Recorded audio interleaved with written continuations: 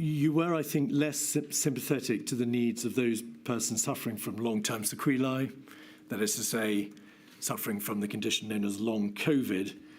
You questioned for quite some time whether or not that condition truly existed, and you equated it to Gulf War syndrome repeatedly. Is that fair? Not really, no. But can I just come back on that and say, first of all, the words that I scribbled in the margins of submissions about long COVID have obviously been now publicised, and I'm sure that they have caused hurt and offence to huge numbers of people who do indeed suffer from that syndrome. And I regret very much using that language, and should have thought about the possibility of future publication. And I regret it very, very much. And what I was trying to do was to get to the heart of the matter, get to the truth of the matter, and to try to get my officials to explain to me exactly what the syndrome was. Mr. Johnson, the point is that in October of 2020, you scribbled these remarks on a report to you about the funding from the NIHR into a long COVID survey. You continued to make disparaging references to whether or not this was Gulf War syndrome stuff in February 21.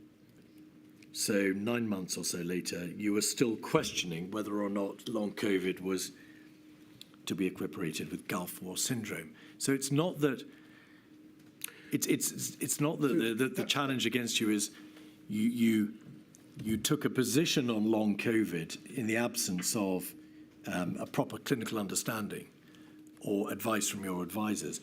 It is that notwithstanding the repeated placing of reports before you, you carried on questioning long COVID until many months later. Well, I'm not certain that's correct, because I don't think I got a full explanation of or a full paper on it until the summer of the full paper was on the 1st of June 2021. That's correct, and you responded by saying thanks. So it's not exactly Gulf War syndrome.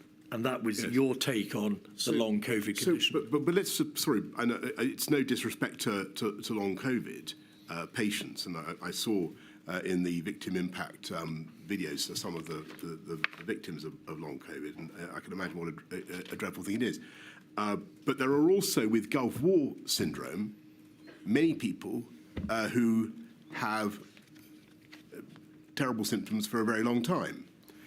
There are also people who think they may be suffering from something associated with the Gulf War, but who are not in fact suffering from something associated with the Gulf War. So what I was trying to say was, where is the line? And please, can someone explain to me what this is? Because I was getting,